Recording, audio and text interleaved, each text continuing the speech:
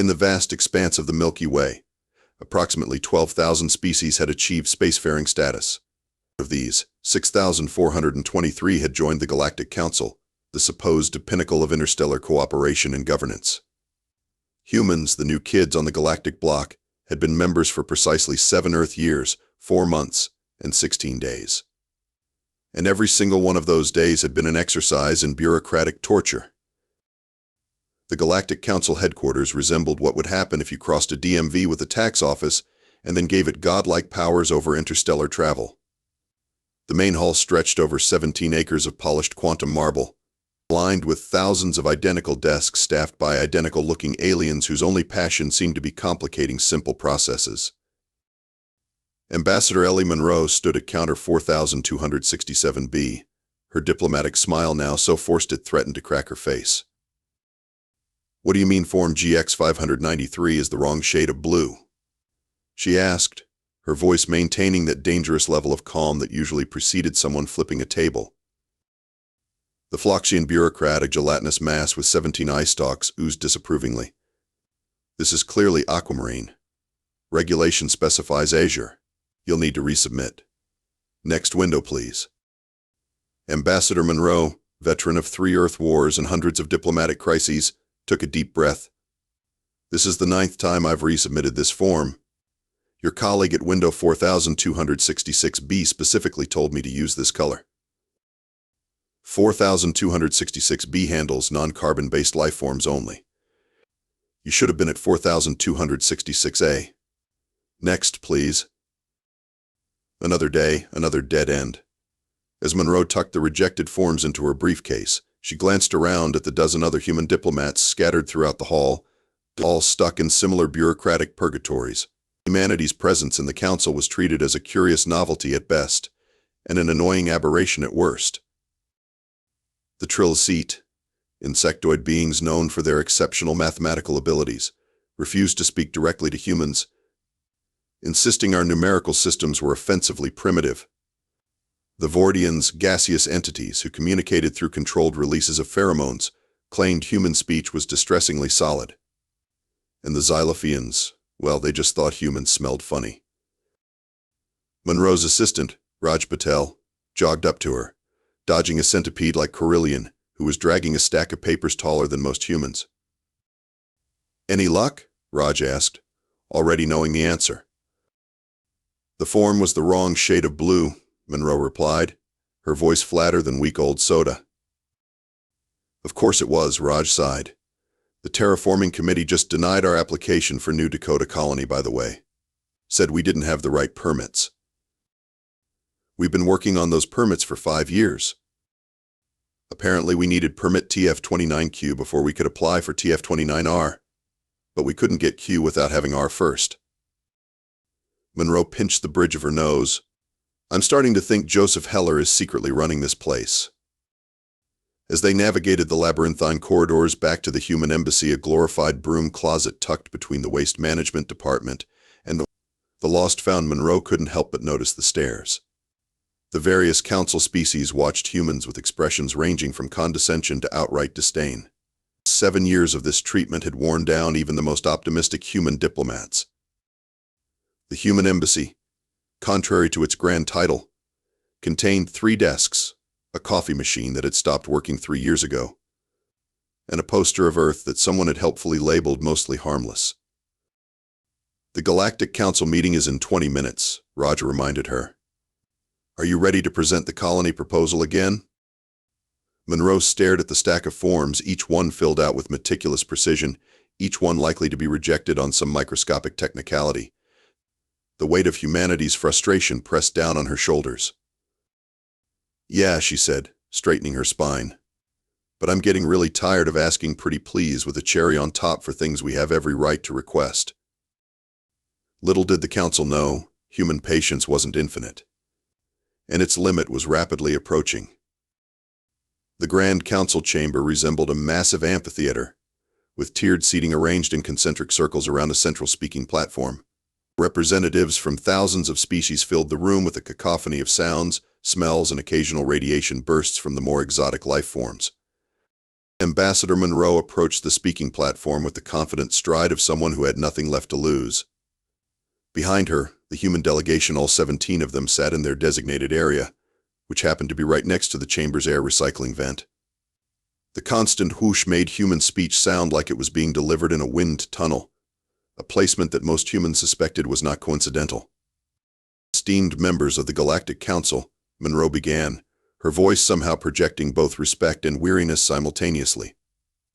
I come before you today to resubmit the terraforming request for New Dakota Colony. A chorus of groans echoed throughout the chamber. Again with this?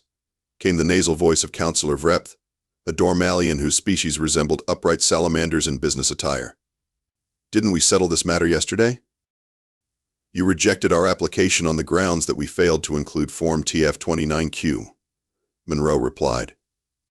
I have that form here, completed in triplicate, notarized by both human and galactic standards, and printed on the correct shade of blue paper.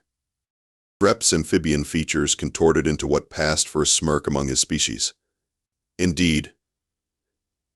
However, the submission of Form TF-29Q requires the prior approval of Form TF-29P, which must be submitted no less than 3 galactic standard months before Q can be processed. Monroe's smile didn't falter, but something dangerous flickered in her eyes. We submitted Form TF-29P 6 months ago. Here's the receipt. She held up a holographic projection of the document. Several council members shifted uncomfortably in their seats. Vrepth barely glanced at the evidence. Yes, but that was the old version of Form TF-29P. There was an update 3 standard days after your submission. Quite significant changes, too. The margin width was decreased by 0.03 units. So our entire terraforming project, which would provide homes for 10 million humans, is denied because of a margin width change we weren't informed about. Monroe's voice remained eerily calm. Rules are rules, Ambassador. Perhaps in another 6 months you can try again. Though I believe there's a new updated form coming out next week. Vrepth made a sound that might have been a chuckle, if chuckles could be venomous. From the human section, Admiral Thompson, the military liaison to the council, muttered something that sounded suspiciously like a string of creative profanities. Monroe shot him a warning glance before turning back to the council. The members of the council, humanity has abided by every regulation, submitted every form, and followed every procedure since joining this esteemed body. Yet we find ourselves consistently blocked from exercising the same rights as other species. I must ask, is there perhaps a reason human requests are subjected to such extraordinary scrutiny? The Grand Counselor, a meridian who resembled a sentient crystal formation, chimed in with a sound like breaking glass. Ambassador Monroe, I assure you all species are treated equally under council law. With all due respect, Grand Counselor, that's demonstrably false. The Xaloxians were granted terraforming rights within 3 months of their application. The Xaloxians had all their paperwork in order, Vrepth interjected smugly. As did we until you changed the requirements without notification. This is the 17th time our colony application has been rejected on technicalities. Meanwhile, our existing colonies are overcrowded and Earth's resources are strained. Vrepth made a dismissive gesture with his webbed hand. Perhaps if humans weren't so insistent on biological reproduction instead of sensible cloning, you wouldn't have these population problems. The chamber fell silent. Even for the council, this was an overstep. Monroe's diplomatic smile finally vanished. I see. Thank you for your candor, Councillor Vrepth. This session has been most informative. As she walked back to the human section, Admiral Thompson leaned over. What now? Now. Monroe's face was a mask of determination. Now? Now we stop asking nicely. Back at the human embassy. An emergency meeting was called. For the first time since joining the council, all human representatives were in complete agreement. Enough was enough. 3 days later, in an abandoned maintenance sector of the Galactic Hub's lower levels, Ambassador Monroe stood before a hastily assembled team of humans. The space, originally designed for storing obsolete technology, had been transformed into a makeshift command center. Holographic displays flickered across the walls, and the air hummed with the sound of human ingenuity finally unleashed. "Ladies and gentlemen," Monroe addressed the room, "welcome to Operation Cut the Crap." The assembled team represented the best humanity had to offer, not that the Council would ever acknowledge it.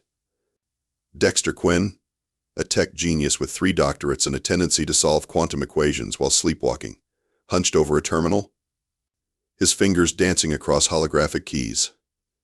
Commander Royce, a military strategist whose battle plans were studied at academies across Earth, stood with perfect posture, her sharp eyes assessing the room. Around them, 15 other specialists prepared for what might be the most satisfying act of rebellion in human history.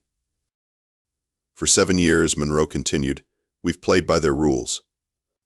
We've filled out their forms, waited in their lines, and been patronized by beings who think opposable thumbs are a genetic defect. Today, that changes."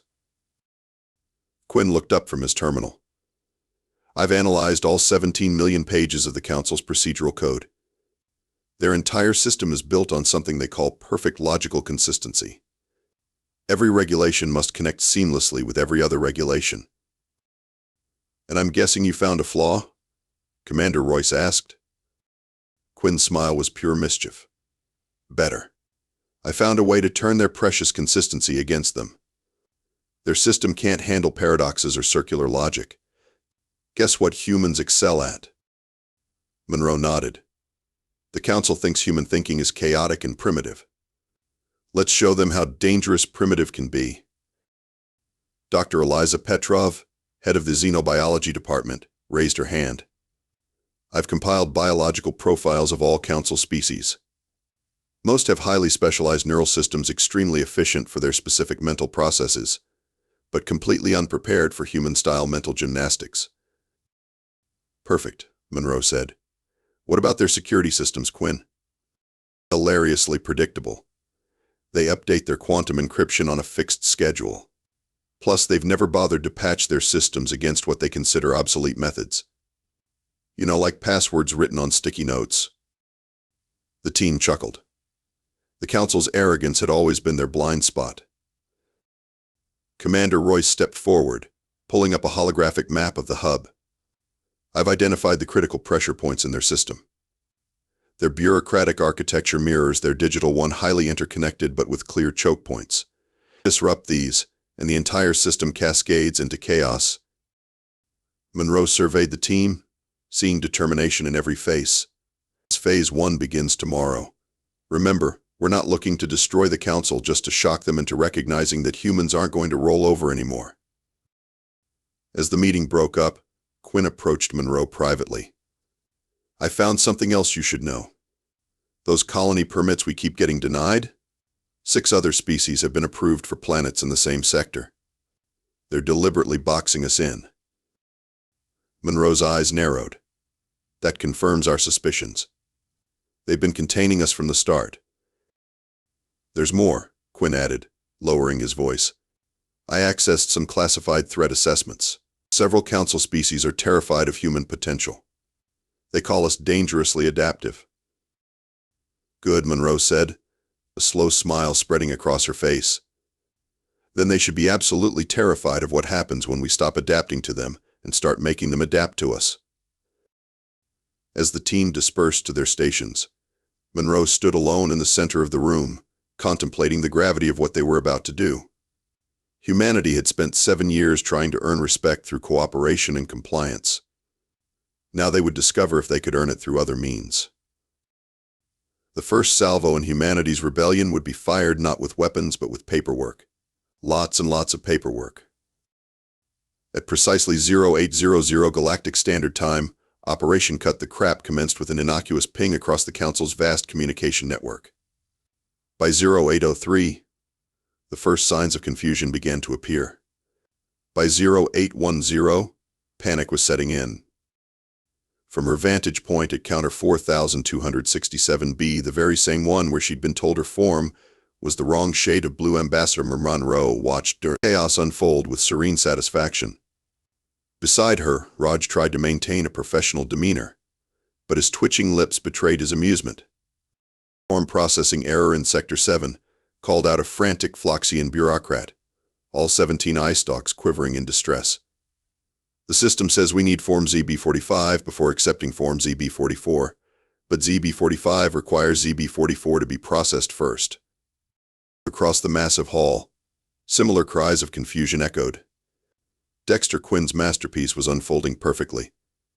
Overnight, the human team had submitted exactly 42,386 forms, but each one carefully designed to create perfect bureaucratic paradoxes within the Council's rigid system. Request for clarification, bellowed a trill-zeet mathematician, mandibles clicking frantically. Human agricultural submission references non-existent Regulation 22B, but system accepting it as valid.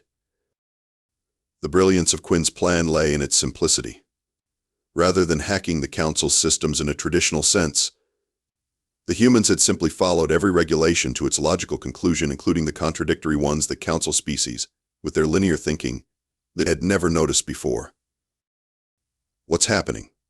demanded a senior Vordian administrator, their gaseous form pulsating with stress pheromones. "It appears," Monroe replied with practiced innocence, "that there are some inconsistencies in the regulatory framework." On the far side of the hall, a small, furry alien with enormous eyes and tufted ears was watching the proceedings with unusual calm. Counselor Mipa, representing the Felixians, had always been among the few council members who treated humans with genuine curiosity rather than condescension. As Monroe made her way through the chaos, Mipa intercepted her. "Ambassador Monroe," they said in their melodic voice, "this has your species written all over it." Monroe raised an eyebrow. "I'm not sure what you mean, Counselor. We're just following the regulations." Yes, following them directly off a cliff." Mipa's whiskers twitched with what might have been amusement. "You know, my people have a saying, the most dangerous prey is the one you thought was already caught." Before Monroe could respond, an emergency alert blared across the hall. "All council members report to the Grand Chamber immediately. Security breach level Alpha." That would be Phase 2, Monroe thought, right on schedule. In the Grand Chamber, panic had given way to outright bedlam. The holographic displays that normally showed procedural information were flashing with thousands of simultaneous regulatory conflicts. The system was attempting to resolve paradoxes that couldn't be resolved, creating new ones in the process. Counselor Vrep spotted Monroe entering and charged toward her, his amphibian features contorted with rage. "What have you done?" he hissed. "We submitted our forms," Monroe replied coolly. "All of them. Simultaneously. This is sabotage. Actually, it's compliance. Extreme compliance." She smiled. "We're following every single regulation in your code. It's hardly our fault if they contradict each other." On the main platform, the Grand Counselor's crystalline form was vibrating with such intensity that small fragments were breaking off. "The primary archives are being flooded with contradictory data. The system cannot establish logical precedents." As if on cue, the massive central display flickered and changed. Instead of regulatory code, it now showed Commander Royce sitting comfortably in what was unmistakably the Council's most secure data center. "Hello everyone," Royce said pleasantly. "Hope you're having a productive day." "How did you get in there?" demanded the security chief, a hulking Dracorian whose armored plates were clicking together in distress. "That area requires 17 different biosecurity clearances." "Oh, we use the delivery entrance," Royce replied casually. "Your maintenance staff is very helpful when you bring them coffee. Speaking of which, you might want to change the access code. Using your home planet's data formation is a bit obvious." As the Council erupted into fresh chaos, Monroe caught Mipa's eye across the chamber. The Felixian gave her a small nod that contained something Monroe hadn't seen from a Council member before: respect. Phase 2 was complete. The humans had demonstrated that they could penetrate the Council's physical security as easily as they'd unraveled its bureaucracy. Now came the truly dangerous part, Phase 3. The emergency session of the Galactic Council had been in progress for 3 hours when Ambassador Monroe finally rose to speak. The chamber, usually a model of decorum despite its size, resembled nothing so much as a kindergarten classroom after someone had announced nap time was canceled forever. Council members from 1,000 worlds shouted over each other, demanding explanations, reparations, and in the case of the Hydrosians, ritual cleansing of the entire data network. The Grand Counselor had tried 17 times to restore order, with increasing desperation and decreasing effectiveness. Monroe stepped onto the central platform, and the cacophony gradually subsided. Not out of respect, but out of sheer curiosity about what the humans would do next. Esteemed members of the Council, she began, her voice carrying the practiced calm of someone who knew exactly how much power they held. I think we can all agree this has been an illuminating day. Illuminating? Councillor Vrep sputtered, his amphibian skin flushing an angry purple. You've brought the entire galactic bureaucracy to its knees. Actually, Monroe corrected, you did that yourselves. We simply showed you how. She gestured, and the central display changed again. This time it showed a complete map of the Council's bureaucratic system, with thousands of red points highlighting contradictory regulations. For 7 years, we've struggled to navigate this labyrinth you've created. Today, we decided to map it instead.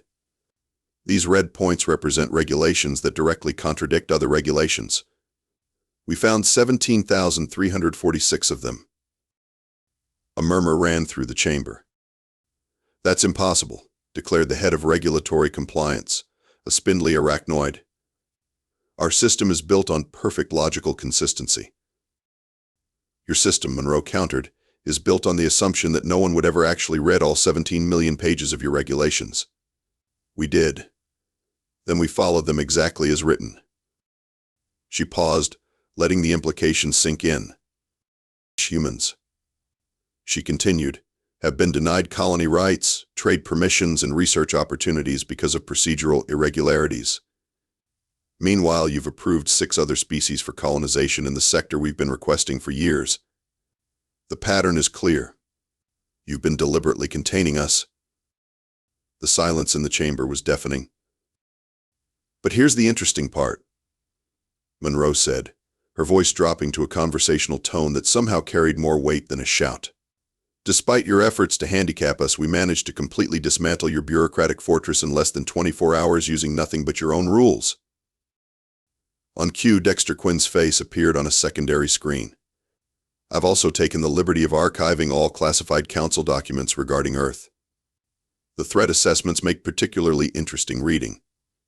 Apparently, we're unexpectedly innovative and disturbingly adaptable. Monroe smiled, though there was no warmth in it. You've been afraid of us from the beginning. You saw our potential and decided to contain it rather than embrace it. That was a mistake. Commander Royce appeared on another screen, still lounging in the secure data center. We've also identified 34 distinct violations of the Council's own charter regarding the treatment of member species. Most interesting is Directive 7, which states that no technology may be withheld from member species without unanimous Council vote. We found no record of such a vote. Yet humans have been denied access to 126 technological advancements. Monroe held up a small device. This is a human communication tool. Primitive by your standards, certainly. But somehow, this primitive device managed to bypass every security measure you have. She pressed a button, and every light in the chamber changed color. We could have done much worse, she said quietly. We could have crashed your entire network, or exposed every secret you've been keeping from the junior council members. Instead, we chose to show restraint. The Grand Counselor's crystalline form had stopped vibrating and now seemed almost deflated. What do you want, Ambassador Monroe? Simple. We want what we've always wanted, equal treatment under council law. No more arbitrary denials. No more shifting regulations. No more containment policies. She looked around the chamber, meeting the eyes, stalks, and sensory organs of various council members. Humanity has been patient. We've played by your rules even when those rules were designed to hinder us. That patience has now run out. Monroe's voice hardened.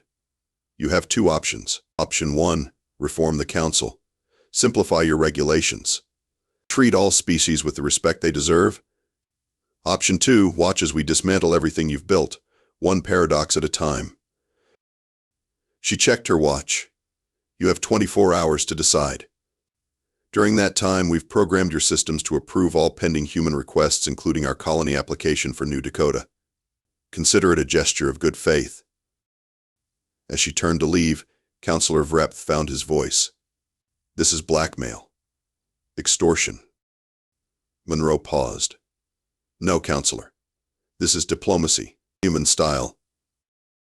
1 month after what became known as the Day of Paradoxes, the Galactic Council convened for its first session under the newly ratified Charter of Equal Governance.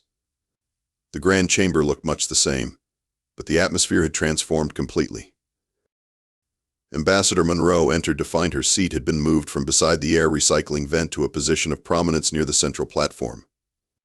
As she took her place, she nodded to Counselor Mipa, who gave a friendly ear twitch in return. The reforms are proceeding well, Mipa commented, their fur rippling with satisfaction. The new regulatory code is down to a mere 2 million pages, and actually makes sense now. Progress, Monroe agreed. Though I think we can get it under 1 million by next quarter. The Grand Counselor called the session to order, their crystalline form gleaming with renewed vigor. Today marks a historic occasion, they announced. For the first time in 12,000 cycles, every pending colonial application has been processed and approved within the standard time frame. Eager applause echoed through the chamber, a human custom that many species had adopted with surprising enthusiasm. Furthermore, the Grand Counselor continued, the technology sharing initiative has commenced, with 17 formerly restricted technologies now available to all member species. The results have been unexpectedly positive. Monroe smiled. Unexpected was the Council's new favorite word for anything that contradicted their former assumptions about interspecies cooperation. After the session, Monroe made her way to what had once been the Human Embassy, but was now the Department of Regulatory Simplification.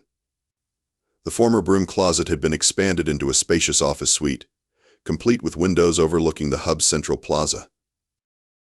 Inside, Dexter Quinn was leading a team of multi-species programmers in the complete overhaul of the Council's data systems. Ambassador Monroe. He greeted her cheerfully. You're just in time to see the new approval algorithm in action.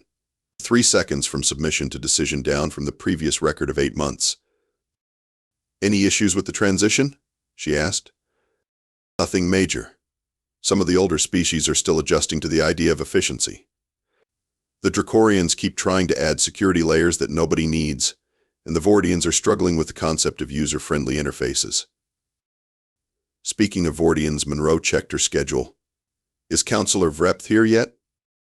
Quinn's smile turned mischievous. Waiting in your office. He looks even more constipated than usual, if that's possible. Monroe found the former antagonist sitting stiffly in the visitor's chair, his amphibian features locked in what appeared to be a permanent grimace. As the new junior undersecretary to the Human Liaison Office, Vrepth had experienced what humans called a significant career adjustment. Counselor Vrepth, Monroe greeted him pleasantly. How are you finding your new role? Illuminating, he replied through gritted teeth. I've completed the analysis of redundant forms as requested. There are 42,386 of them.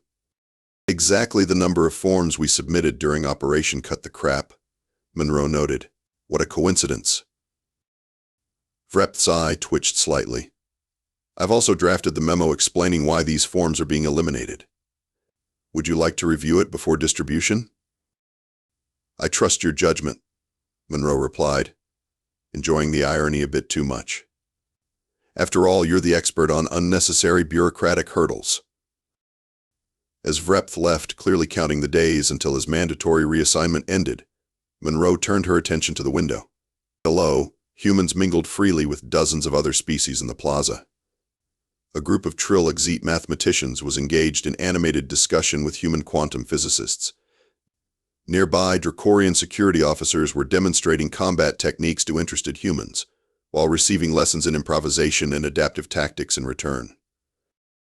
Admiral Thompson appeared at her door. New Dakota colony is officially open for settlement, he reported. First wave of colonists arriving next week. And guess what? The Exaloxians have requested permission to establish a cultural exchange center there. Approved, Monroe said immediately. The more cooperation, the better. There's also this, Thompson added, handing her a datapad. 17 species have formally requested human assistance with various technological and social challenges. Apparently, our primitive approach offers perspectives they hadn't considered. Monroe scrolled through the requests, remembering how these same species had once looked down on humanity as barely civilized upstarts. Funny how quickly things change. Not that quickly, Thompson corrected. Some species are still wary. The Hydrosians have doubled their security and triple encrypt all communications with humans. They'll come around, Monroe said confidently. Or they won't. Either way, they'll treat us with respect. As Thompson left, Monroe opened her desk drawer and pulled out a small plaque, a gift from her team after the successful conclusion of Operation Cut the Crap. Engraved on it was a quote from an ancient Earth philosopher: "Patience is a virtue, but so is knowing when to be impatient." She placed it prominently on her desk, a reminder that sometimes the most diplomatic solution was to be decidedly undiplomatic. Outside her window, the galactic hub pulsed with renewed energy. Species that had been mired in bureaucratic stagnation for millennia were waking up, adapting, evolving.